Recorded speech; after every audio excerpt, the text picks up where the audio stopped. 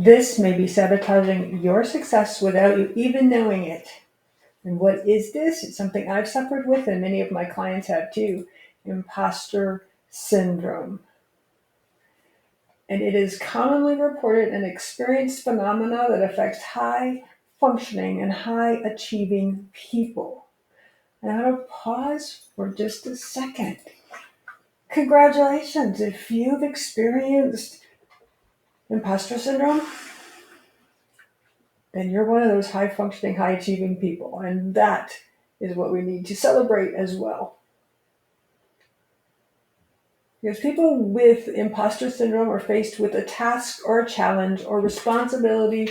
For those with imposter syndrome, their reaction tends to fall into two main categories: over preparation or procrastination.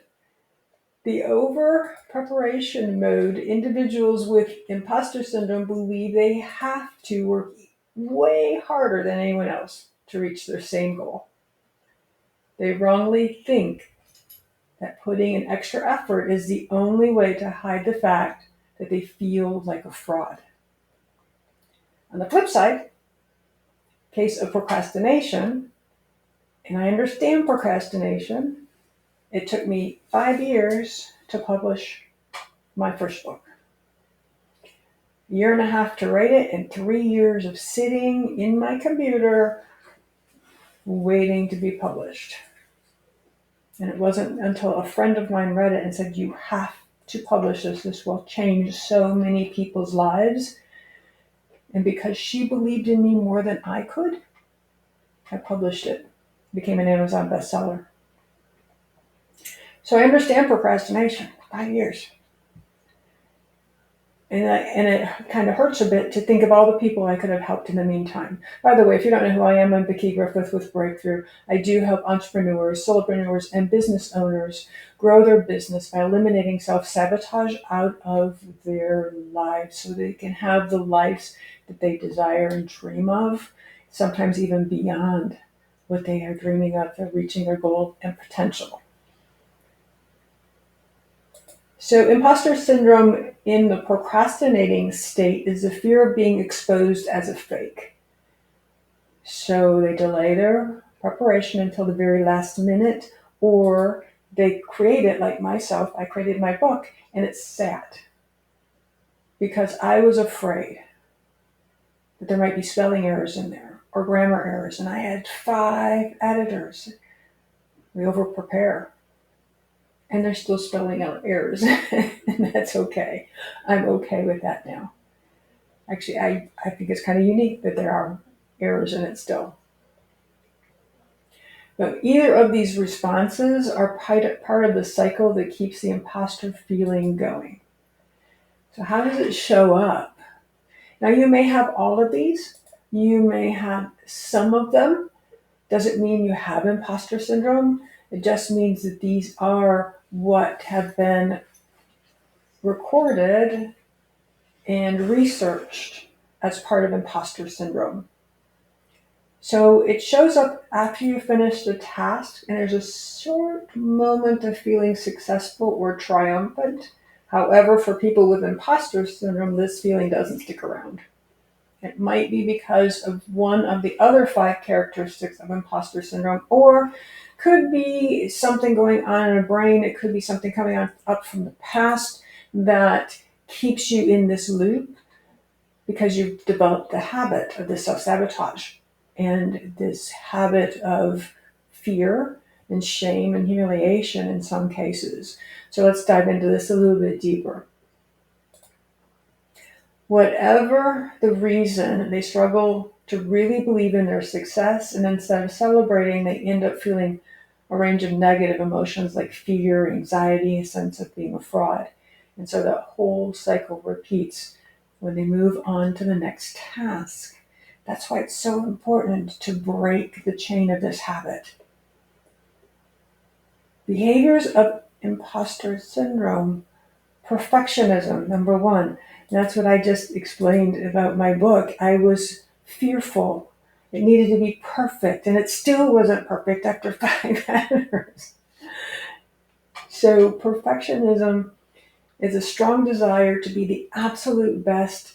It's like a scale of super competitive and perfectionist behavior that kicks in when people with imposter syndrome set crazy high standards for themselves. And these stages or these standards become like impossible goals, creating never ending cycles where they always feel the need to be the best.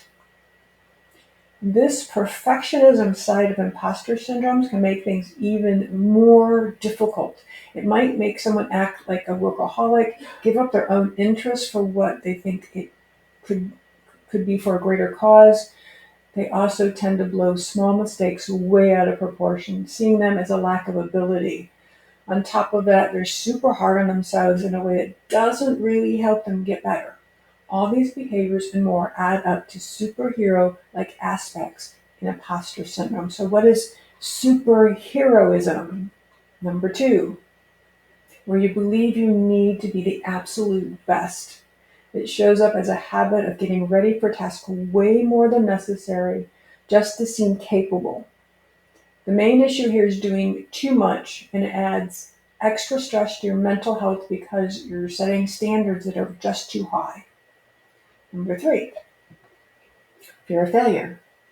I've had clients come to me knowing that they were self-sabotaging and couldn't decide between fear of failure and success because they're really kind of close in some ways.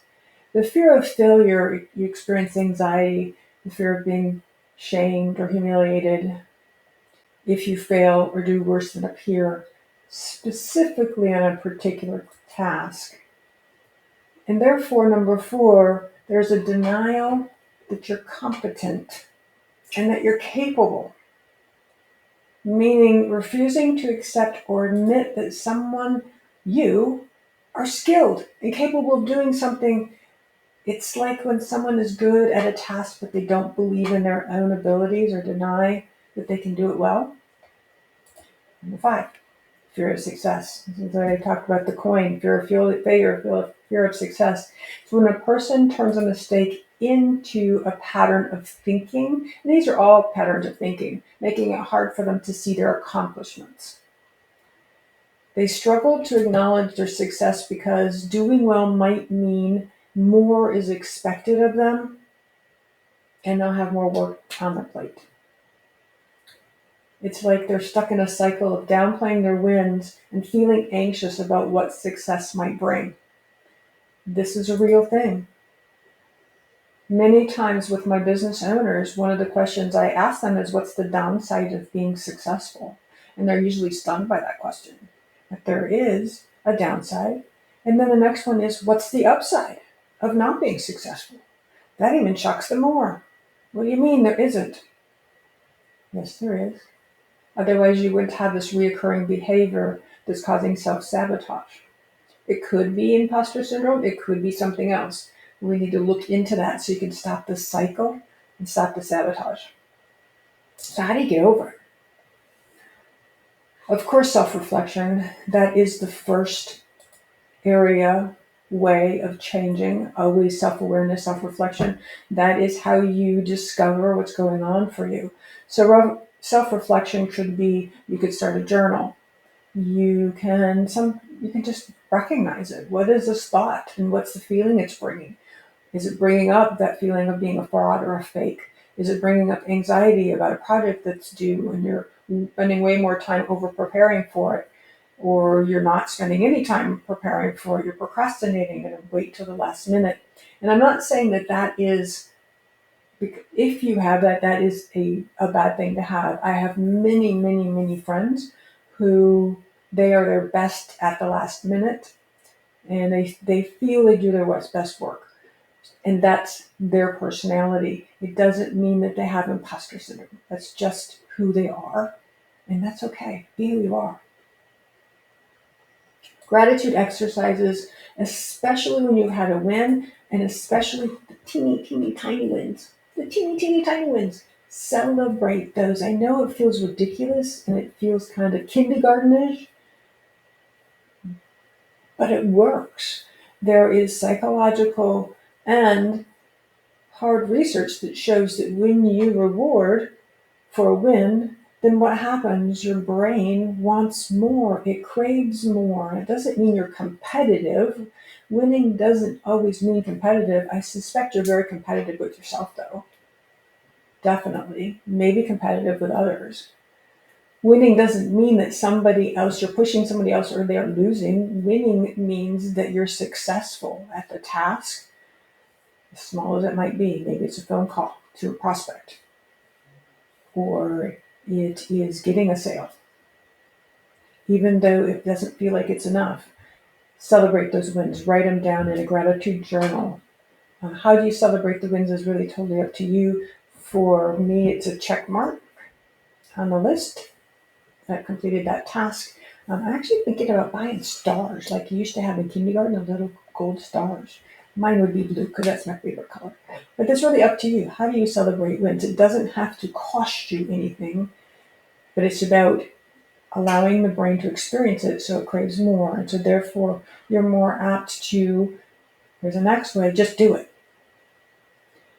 And that doesn't mean fake it till you make it. I have a whole nother video about that. I don't believe in that theory. I've used that theory. I had to do an oral report on my thesis for college, and I used the fake it till you make it theory. It worked really well. I got excellent grades. The report went well, even for an introverted, shy person. However, when I was done, it didn't feel like I did it. I felt like someone else did it. So I'm not saying fake it till you make it. What I'm saying is just do it. Sit down and write your book. Write this is a sentence if you don't know what to write for your book or an article. AI makes everything so much easier for writing. You put your ideas in it and it will come up with some kind of format, and you can decide to change it or add to it or whatnot, or rewrite it for you. It's still your ideas. Make a phone call. If you have on your to-do list to make 5 phone calls, 10 phone calls, 50 phone calls, do it.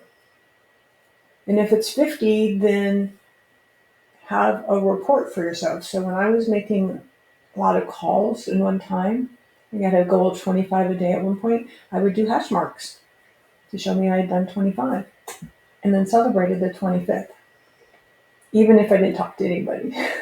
That wasn't part of the equation. The equation was to do 10 calls. There's quick relief around any anxiety that you might be feeling about this, and it's through tapping. It's also called EFT, or emotional freedom technique. It's an energy clearing technique. It is emotional acupuncture, kind of without the needles.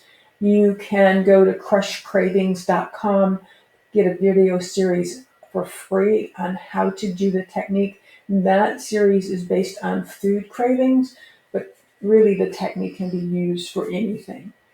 So go ahead and go to crushcravings.com and you can watch that video series to help you with any feelings of frustration, overwhelm, or anxiety around any of these tasks. And then create habits and change the habits through hypnosis. In the subconscious mind, we have all these programs. Where it is, I pointed here, we don't know where it's at. It could be anywhere. It could be nowhere. We don't know for sure. However, the subconscious mind is programmed with all of the experiences you had and the decisions you've made about yourself about them. So one of the reasons why I took so long to publish my book is because of an experience in first grade where our assignment was to write you are, or I am 6 years old. See, that message even came in saying, yep, this is part of what might be happening for you. And I knew that didn't sound complete, so I wrote, I am 6 years old. But however, I spelled oil. Come to find out, that project was pasted along the walls for parent night. So everyone, all of my peers saw that I spelled it wrong. All of their parents saw that I spelled it wrong. And on top of that, the teacher took my parents and myself aside, telling them that I was overachiever and I should follow the rules and not to do that again. So can kind of get an idea of where, and that's where the procrastination came in. That's where both the fear of failure and success came in for me, and perfectionism. So a lot, 4 of the 5. So there you go. There you have it. Something in your life may have triggered this habit for you. And here's the good news: it can be reprogrammed quite easily, quite effectively. And sometimes my clients have instantaneous results. Other times it takes a little bit because it depends on how much validation you've created through your life to show that that piece of evidence was true. And so we have to go through a bit to release it. It's not harmful. It's not hurtful.